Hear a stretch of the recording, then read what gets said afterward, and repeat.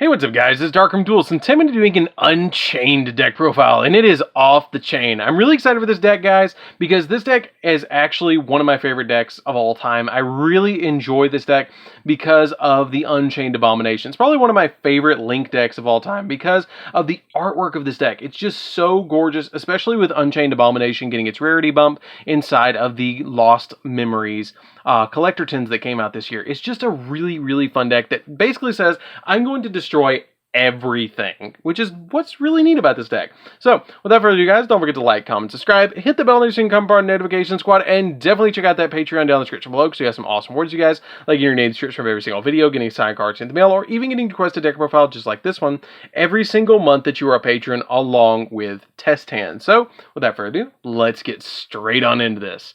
So first off, we're playing 2 copies of the Abominable Unchained Soul. This card's really good in the deck. It's kind of like the main deck boss monster, which is kind of cool. You can only special summon it once per turn, and if you can card you control is destroyed by battle or by card effect, you can special summon this card from your hand.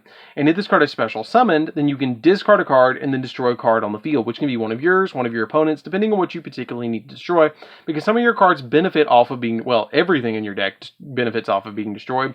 It also has the ability that once per turn during the end phase, if this card is in the graveyard because it was destroyed on the field and sent there this turn, you can special summon this card, but place it on the bottom of the deck when it leaves the field. So if it does get destroyed by your opponent's card by battle or by card effect, then you just bring it back onto your side of the field during the end phase. We play 2 copies of Unchained Soul of Disaster. Disaster is pretty cool because it can use your opponent's monsters along with this card to link summon into one of your Unchained monsters, which is pretty cool. It also has the ability that if this card on the field is destroyed by battle or by card effect, then you can target one Unchained monster in your graveyard and special summon it back to your side of the field. It also gains 300 attack for each Unchained card in your graveyard as well, which is super nice because this card can get pretty big pretty quick. We play 3 copies of the Fire Twin. The Fire Twin has a really neat effect and is arguably the better of the 2 twins because it lets you target a card you control, and then you cannot special summon for the rest of the turn except for Fiend monsters, and then if you do, you special summon this card from your hand, and if you do that, you destroy the card that is targeted.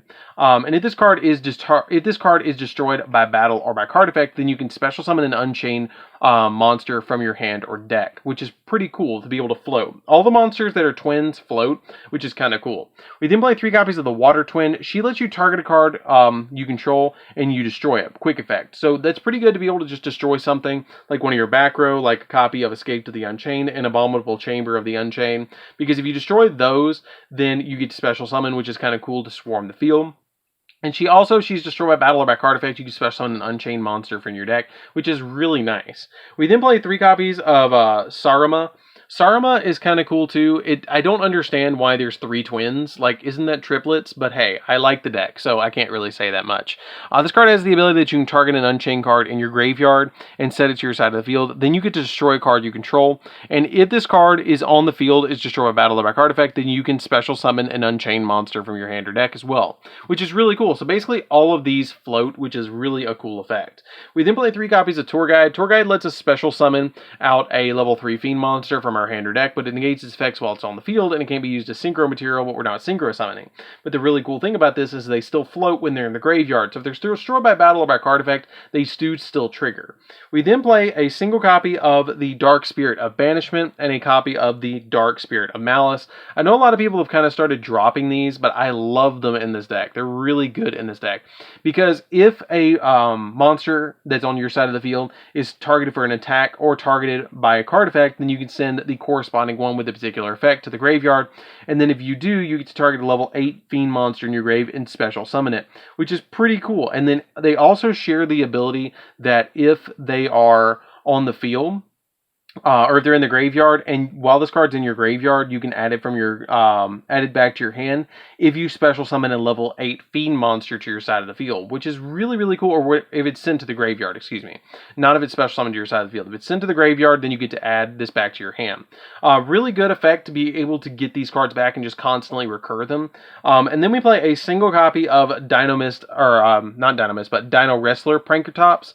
Pankratops is really good because it special summons itself to your side of the field. field like a Cyber Dragon, and you contribute it and then target one card your opponent controls undestroyed as well. And it's a 2600 beat stick. It's just an overall good card, and I really like this card as a 1-of in the deck. I mean, it's limited to 1 right now, but it's still a really good card to just summon onto your side of the field and get it out to be able to just get a 2600 beat stick out and start attacking your opponent with it. We then play 3 copies of Ash Blossom. The Ash Blossoms are super helpful to be able to stop your opponent from all sorts of stuff that they might try and do against you. And then we play 2 copies of Nibiru as well. The Nibirus kind of help out because it's kind of like if your opponent's going to start making this really insane board, especially if you get put to go second in this deck, it's totally fine because you have the Nibiru to be able to just stop your opponent from making an insane board. So that's it for the monsters, guys. Let's get into the spells.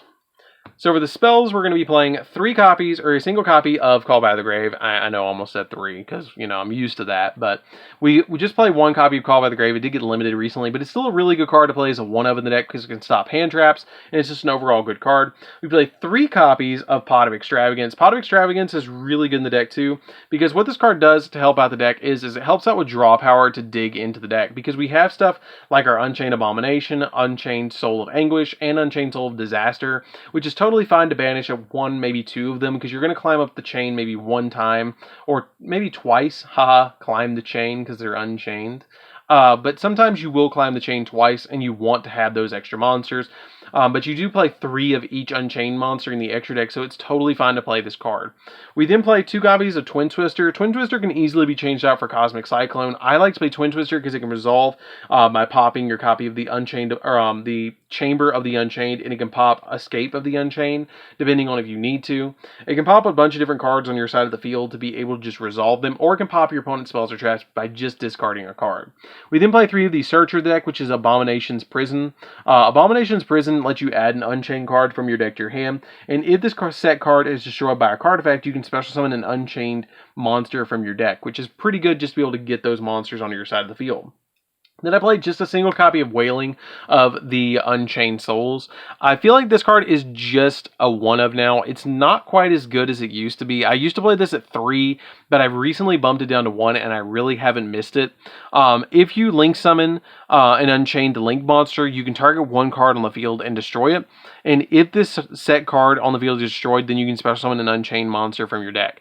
It's good because if you link summon, you get to pop a card, but at the same time, it's kind of like you've already got to activate it, and then it pops something, and you've already gotten rid of a card. It's like a win more card for me, and I feel like there's other cards in the deck that can just help me out a lot more. So I just play it as a 1-of now. So that's it for the spells, guys. Let's get into the traps. So for the traps, we're playing 3 copies of Escape of the Unchained. This card's pretty good in the deck. It lets you target an Unchained monster you control and 1 card on the field, 1 other card on the field, and then you destroy them both, which is going to float because your Unchained monsters all float when they're destroyed. And if this set card on the field is destroyed, then you can special summon an Unchained monster from your deck, which is pretty good too. So regardless, you're going to get value out of this, and unless your opponent just banishes this card outright. And then we play 3 copies of Abominable Chamber of the Unchained. I wish they would have rarity bumped these in the Megatins to put them like as super rares, but hey, whatever. They're still pretty good commons. But this card lets you special summon a Unchained monster from your hand or graveyard, and if this set card is destroyed, then you can special summon an Unchained monster from your deck as well. So basically, both of these, if they get destroyed, you special summon Unchains, and then also you can target a card on the field and destroy it with an Unchained monster, and then this one lets you special summon from your hand or your graveyard, which is also really good. So that's it for the main deck, guys. Let's get into the extra deck. So for the extra deck, we're going to be playing 3 copies of Unchained Abomination. So Unchained Abomination is really, really nuts. I like it as a 3-of in the deck because it just has that good of an effect. If this card is on the field, it's destroyed by card effect, except by Unchained Abomination's effect, then you get to target a card on the field and destroy it. Or if a card on the field is destroyed by a card effect, except by its own effect, then you get to target another card on the field and destroy it. So it basically lets you get pop 2 cards, which is pretty good. And when another monster is destroyed by battle, you get to pop a card. And then during the end phase, because why not, we get to pop a 3rd card. I mean, this card lets you pop 3 cards on the field per turn with different effects, which is really, really good. I love that effect, to be able to just pop multiple cards. It's really a good card, and summoning it with a 3k beat stick on top of it is just really nice. We then play 3 copies of Unchained Soul of Anguish. Unchained Soul of Anguish is pretty neat because it lets you target a face-up monster your opponent controls, and immediately after this card resolves, you link summon a dark link monster, except another copy of itself. By using this monster card that you control and a card that your opponent controls as well, which is pretty cool. And if this card on the field is destroyed by battle or by card effect, then you can target a fiend monster in your graveyard and add it back to your hand, which is really nice. Then we play my favorite card in the extra deck besides... Well, I like all the Unchained artwork. So, Unchained Soul of Rage was the card that I actually saw and was like, oh my god, I want to play this deck, because I loved the artwork and how it looked as a secret rare. And then I looked at Abomination and I was like, oh, I'm playing that. But basically what this card does is during your opponent's turn, during your opponent's main phase, you can quick effect target a monster, target one face-up monster your opponent controls, and then immediately as this card resolves, you link summon using this card and the opponent's monster summoning a dark link monster, which is pretty good to be able to link summon into your copy of Anguish, and then it lets you go into your next copy of your Abomination. So it lets you basically link climb with these cards. If your opponent controls 2 monsters on their field and you can go into Rage, then you can go Rage into Anguish, Anguish into Abomination on a single turn, which is really, really cool. I really like that effect. We then play a single copy of Zero-Boros because it's really easy to summon in this deck, and it's really awesome. It is also a dark link monster, which is super easy to summon, and plus it gains 200 attack for each card that's banished. And if a card's summoned to a zone that it points to, then this card banishes all cards on the field, and then it special summons itself during the next standby phase as well, which is pretty good. One copy of Access Code Talker. Access Code Talker gets its additional pops and becomes a big beat stick. Unicorn just to be able to pop or spin stuff. Phoenix to pop spells and traps, and then Cerberus to pop monsters, which is really helpful, along with the Access Code Talker. And then a single copy of Dingirsu, the Orchest of the Evening Star. This is a card that I don't mind if it does get banished off the Extravagance. It's very rare that I summon it, but it sometimes comes up where I kind of need it, where I'll use it with like an Abominable Unchained Soul and a Soul of Disaster. I'll use both of those to overlay into this and then send a card my opponent controls to the graveyard that can't be destroyed by card effects. It also protects my cards from being destroyed by card effects, which is kind of cool, but it's just an overall good card to throw in the deck. So that's it for the deck, guys. I hope you enjoyed it. It's a really fun deck to play around with. And it's super budget now. Like, I mean, besides the copy of Access Code Talker, everything else has been reprinted like crazy. Like, all of these cards are like, these, I think I bought these at like 10 cents each recently as like supers. I bought these as ultras like for 15, 20 cents. And then these are going for like $1. So it's a very budget deck. And everything, as you saw, was pretty much common or super in the main deck.